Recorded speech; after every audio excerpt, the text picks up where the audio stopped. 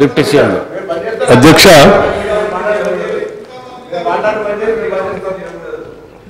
ఎన్నో కలలు ఎన్నో ఆశలు ఎన్నో ఆకాంక్షలతో ప్రత్యేక రాష్ట్రం కావాలని ఈ ప్రత్యేక తెలంగాణ రాష్ట్రంలో ఉన్నటువంటి ప్రజల జీవితాలన్నీ కూడా మార్పు చెందాలని నిధులు నీళ్లు నియామకాలు ఆత్మగౌరవంతో కూడినటువంటి తెలంగాణ రాష్ట్రం ఏర్పడాలని అందులో అందరూ అభివృద్ధి చెందాలనేటువంటి ఆశతో తెచ్చుకున్న తెలంగాణ రాష్ట్రం ఒక దశాబ్ద కాలం పాలన చేసినటువంటి గత ప్రభుత్వం తెచ్చుకున్నటువంటి ఈ తెలంగాణ రాష్ట్ర వనరుల్ని ఆర్థిక వనరుల్ని సహజ వనరుల్ని మానవ వనరుల్ని అన్నింటినీ కూడా అనుకున్న లక్ష్యాల దిశలో నడిపించకపోవడం కన్న కళలన్నీ కూడా కళ్ళలుగానే మిగిలిపోయాయి.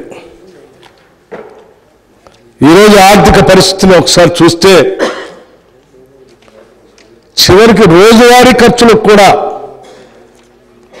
వేస్ అండ్ మీన్స్ ద్వారానో ఓడి ద్వారానో డబ్బులు తెచ్చుకొని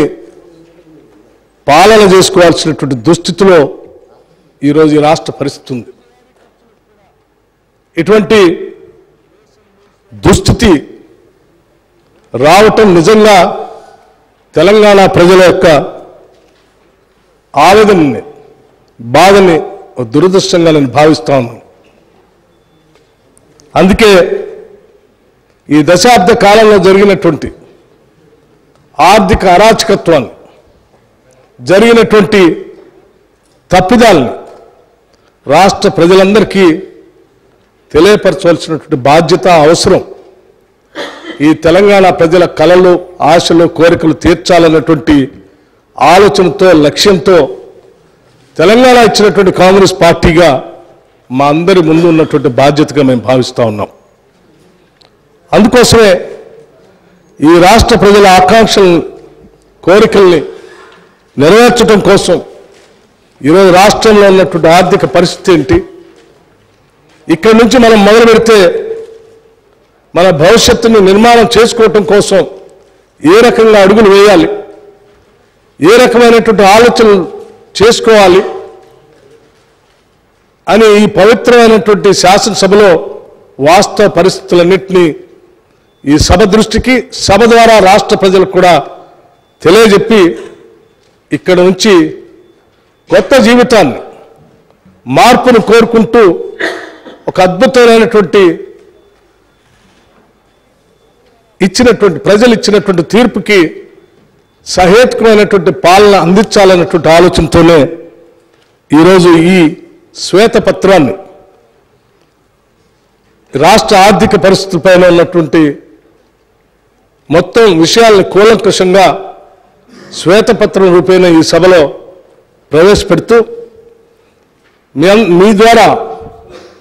గౌరవ శాసనసభ్యులందరినీ ముఖ్యంగా ప్రతిపక్షాలకు సంబంధించినటువంటి శాసనసభ్యులను కానీ ఈ సభలో రాష్ట్ర ప్రజల ఆకాంక్షలు నెరవేర్చాలనేటువంటి ఆలోచన కలిగే ప్రతి సభ్యుడికి తెచ్చుకున్న తెలంగాణ రాష్ట్రం ఈ భారతదేశంలోని అద్భుతమైనటువంటి పురోగతిని సాధించడం కోసం మనందరం ప్రయత్నం చేయాలనే ఆలోచన కలిగే ప్రతి సభ్యుడికి మీ ద్వారా నేను విజ్ఞప్తి చేస్తా ఉన్నాను. మేము ఈ సభలో ప్రవేశపెట్టేటువంటి ఇచ్చేటువంటి ఈ వైట్ పేపర్ని శ్వేతపత్రాన్ని సంపూర్ణంగా అవగాహన చేసుకొని అర్థం చేసుకొని భవిష్యత్తు కోసం ఈ రాష్ట్ర ప్రజల అందరి అభివృద్ధి కోసం సహేతుకమైనటువంటి సలహాలు సూచనలు కూడా ఇస్తారని నేను ఆశిస్తూ ఈ short discussion white paper and finances పైన చర్చ మొదలుపెట్టవలసిందిగా మీ ద్వారా విజ్ఞప్తి చేస్తా ఉన్నాను. Thank you.